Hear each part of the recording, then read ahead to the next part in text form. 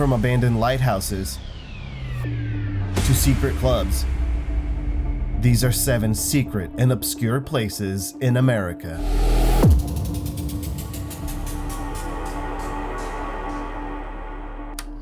Number 7.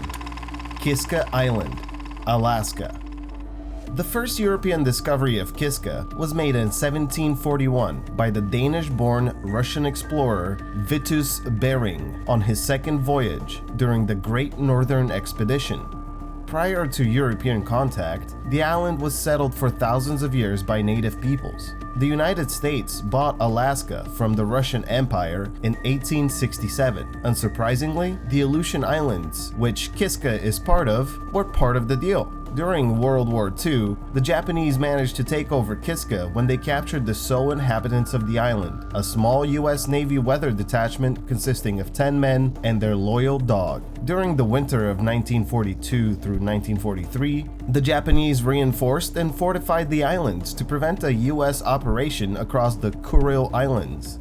It was one of only 2 invasions of the USA during the war, the other being the little-known German Operation Pistorius, which oversaw 8 German sabotage agents coming to the States. Things didn't work out so well for the Japanese army, and the island as a whole didn't fare any better. The tundra's slow erosion process has preserved most of the bomb craters, and all of the Japanese reinforcements are still standing, untouched since the end of the war. Kiska is probably one of the only time capsules of World War II left.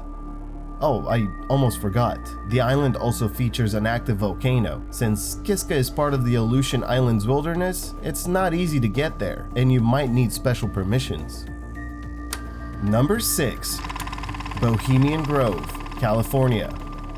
Nestled in the redwoods of the Central California coast is a restricted 2,700-acre campground belonging to the private gentlemen's club known as the Bohemian Club, formed in 1872. The Bohemian Club did not originally camp out here. 6 years after the establishment of the club, Harry Edwards, a stage actor and a founding member, decided to relocate to New York City. The men chose that area of the woods to camp out and have a send-off party for their founder. They liked the area and the experience so much that it became an annual thing. Now, I know most of you have probably heard some wild conspiracies regarding this place and these people, but maybe, just maybe, it's not all true, you know?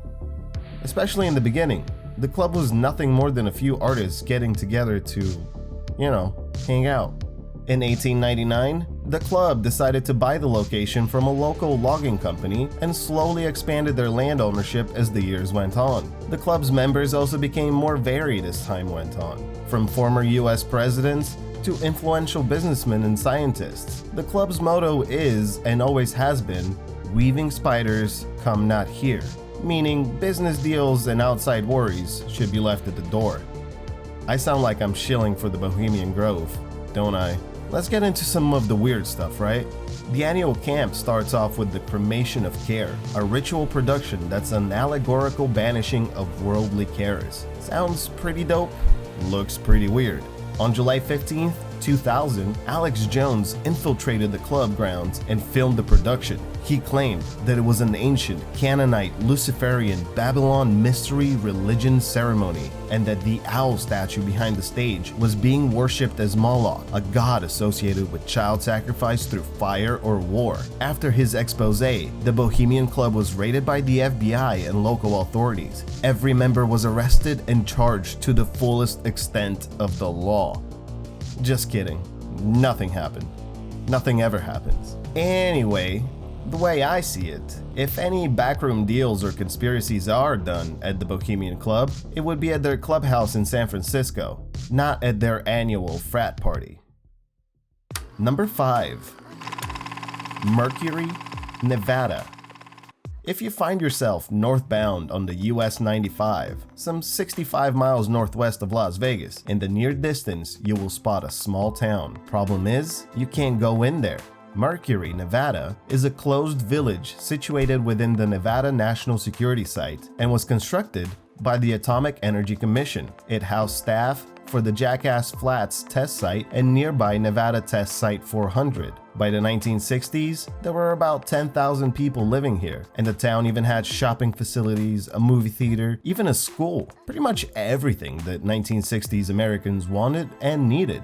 Perhaps the most important person to ever come by here is, without a doubt, President John F. Kennedy. For his visit in 1962, the nearby Desert Rock Airport was constructed. In 1992, following the Comprehensive Nuclear Test Ban Treaty, almost everyone in town lost their jobs overnight. Nowadays, the US Department of Energy rules over this tiny town and its few inhabitants. It's still illegal to go in there, so don't do anything stupid. Number 4. Fort Jefferson, Florida. What has 16 million bricks, 16 traverses, 420 heavy guns, and is located in the Florida Keys? Well, by golly, it's Fort Jefferson! Fort Jefferson is the largest brick masonry structure in the Americas, and it wasn't even finished. Only Fort Monroe in Virginia and Fort Adams in Rhode Island can size up to this massive coastal fortress. In 1825, some 5 years after the USA acquired the Florida territory from Spain for a mere $5 million, the US Navy was itching to build a sea fort to protect it. US Navy Commodore David Porter was tasked with choosing the location for this fort, and he deemed the Dry Tortugas as a very bad place for such a thing. In 1829, Commodore Josiah Tatnall also visited the Dry Tortugas, and in an absolutely stunning turn of events, deemed the islands a perfect place for a fort. Construction of the fort finally began in 1846, right around the time of the US-Mexican War. By 1855, the fort was fully operational, although unfinished when compared to the original designs. As the Civil War was roaring, Fort Jefferson started accepting courts-martial prisoner soldiers. By 1863, 583 soldiers guarded 882 prisoners, 8 of which were able to escape. As the US government slowly learned that hurricanes were a common occurrence, coupled with the constant outbreaks of yellow fever, the War Department pulled the plug on the fort. From 1889 to 1935, the fort was only occupied in times of war, until President Franklin D. Roosevelt designated it as a national monument. In 1992, the Dry Tortugas, including Fort Jefferson, became a national park. So what's so secretive or obscure about this place, you ask? Well, it consistently ranks in the bottom 10 of national parks by visitors, so realistically, not that many people know about it. Number 3. North and South Brother Islands, New York. In 1614, the Dutch West India Company, not to be confused with the Dutch East India Company, stumbled upon 2 small islands located in what is now called New York City's East River. The DWIC claimed the islands and called them De Gesellen, meaning the companions. 3 Anglo-Dutch wars later, these islands and all of the New Netherlands were surrendered to the British in 1674. Fast forward some 200 years, and the islands were now part of New York City. In 1850, North Brother Island was finally inhabited when Riverside Hospital moved there. Originally intended as a smallpox hospital, it expanded to treat other quarantinable diseases like tuberculosis and typhoid. You may have heard of Typhoid Mary, the unfortunate case of the first American citizen that was an asymptomatic carrier of typhoid. Anyway, Mary worked as a cook and infected up to 53 people. In 1907, she was arrested as a public health threat to the city of New York, and after authorities confirmed she was a carrier of typhoid bacteria, she was sentenced to quarantine on North Brother Island. Doesn't that sound insane, given current era and all? By the time she died, on November 11th, 1938, the New York Health Department had identified more than 400 other asymptomatic carriers of typhoid, none of whom were forcibly confined for life. To close off the North Brother Island saga, between housing drug addicts and war veterans, the island was virtually abandoned. Since the 60s, both the North and South Brother Islands have been abandoned and off limits to the public, serving as bird sanctuaries for herons and other wading shorebirds. Number 2. The Hall of Records, South Dakota. Gutzon Borglum, the American sculptor who designed the colossal Mount Rushmore National Memorial, once said, "You may as well drop a letter into the world's postal service without an address or a signature as to send that carved mountain into history without identification." He had long dreamed of creating a written description to accompany the giant sculpture on Mount Rushmore. The original idea included a large inscription to be carved alongside the figures. This plan failed for two major reasons. First, it was improbable that the text could be big enough to read from such a great distance. Second, due to design changes, the area was needed for the Lincoln head. Borglum's next plan was to create a large room within the mountain. This chamber would hold the documents and artifacts most central to American democratic history. The proposed large room, 80 by 100 feet, was to be drilled into the north wall of the small canyon behind the faces. It became known as the Hall of Records, not to be confused with the unproven ancient library located under the Great Sphinx of Giza.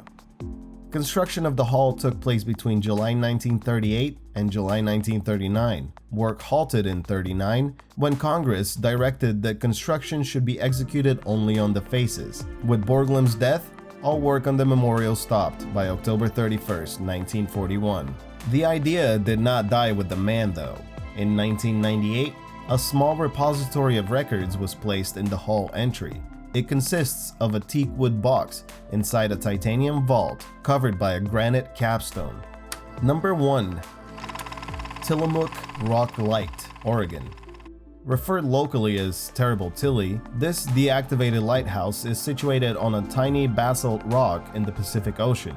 Commissioned in 1878 by the United States Congress, construction began in 1880. At the time of its completion in 1881, Tilly was the most expensive West Coast lighthouse ever built, mainly due to the unpredictable weather and the dangerous commute for workers. On September 1st, 1957, keeper Oswald Alec made one final entry in the logbook and turned off the lights one last time. Farewell, Tillamook Rock Light Station. An era has ended. With this final entry, and not without sentiment, I return thee to the elements. You, one of the most notorious and yet fascinating of the sea-swept sentinels in the world, long the friend of the tempest-tossed mariner. Through howling gale, thick fog, and driving rain, your beacon has been a star of hope, and your foghorn, a voice of encouragement. May the elements of nature be kind to you. Do you think you have what it takes to be a lighthouse operator? Chilling all by yourself, sometimes in the ocean? Could get spooky, you know? Check out the featured comment below, subscribe for more World and Earth, and I'll see you in the next video.